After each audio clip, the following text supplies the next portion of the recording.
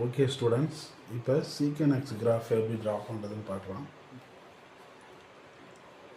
சீக்கன் X graph எப்படி draw பண்ணுறதுன்னா, சீக்கன் எக்ஸோட ரெசிப்ரோக்கல் என்ன? Cos X. இப்போ காஸ் எக்ஸோட கர்வை முதல்ல வரைங்க. எப்படி வரைக்கிறீங்கன்னா,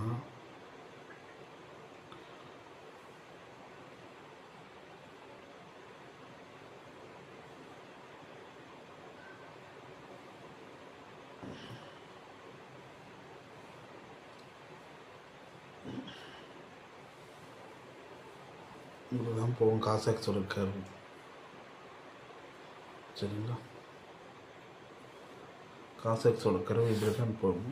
சரிங்களா? இப்போ இதுக்கு டாட்டர் லைன் ஒன்றுங்கிற பாயிண்டில் டாட்டர் லைன் வரையணும். ஆக்சுவலாக இருக்கும் டாட் லைன் கொஞ்சம் மேலே போயிடுச்சு, அது பிரச்சனை இல்லை. புரியுதுங்களா? அடுத்து கீழே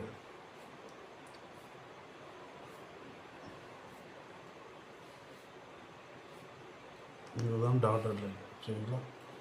இது இப்படி தான் இங்கே தான் வருது, இந்த பகுதி இல்லை. சரிங்களா? ஓகே. இப்போ அடுத்தது எங்கெங்கெல்லாம் ஜீரோ ஆகுதோ அங்கே பார்க்க பாருங்கள். இந்த எங்கே எக்ஸ் ஆக்சிஸில் கட் ஆகுதோ அந்த லைன் மேலே ஒரு டாட் லைன். சரிங்களா? அடுத்தது ஓகே. அடுத்தது இங்கே, அடுத்தது இங்கே, அடுத்தது இங்கே, அடுத்தது இங்கே, அடுத்தது இங்கே, அடுத்தது இங்கே, அடுத்தது இங்கே. இங்கேருந்து இதுக்கு போயிட்டாங்க. இப்போ மேடு பகுதியில் போயிட்டு பேரபோலை வரையணும். எங்கே ஃபஸ்ட்டு இதுதானே மேடு பகுதி. இப்போ இது வந்து ஒரு பேரபோல். அடுத்து இங்கே கீழே ஒரு மேடு பகுதி வருது. அப்போ இங்கே அடுத்து இங்கே மேலே ஒரு மேடு, இதுக்கு மேலே ஒரு பேரபோலா, இது கீழே ஒரு மேடு,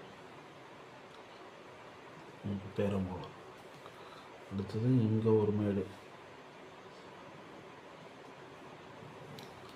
அடுத்தது இங்கே ஒரு மேடு, அடுத்தது இங்கே ஒரு மேடு. இதுக்கு பேர் தான் இப்படி தான் வரையணும். சீக்கன் எக்ஸ் கர்வ் இப்படி தான் வரையணும். சரிங்களா? இப்போ இதுக்கு பாயிண்ட் டினோட் பண்ணுங்கள். இது 0. இப்போ இது சைன் கர்வ் எங்கெல்லாம் இதாக இருக்குது, எங்கெங்கெல்லாம் இது வந்து இன்டர்வலில் இது இதாக இருக்கும், cos nπ.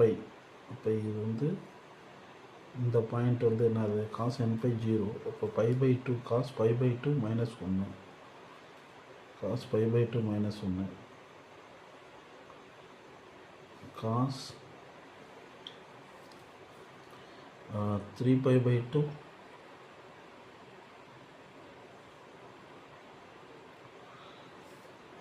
so cos π/2 0, cos 3π/2 0,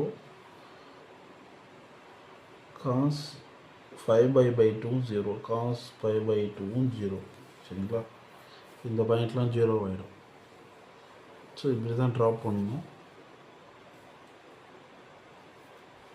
அடுத்தது இங்கே பாருங்கள். இது பார்க்கும்போதே உங்களுக்கு தெரியும். Thank you students.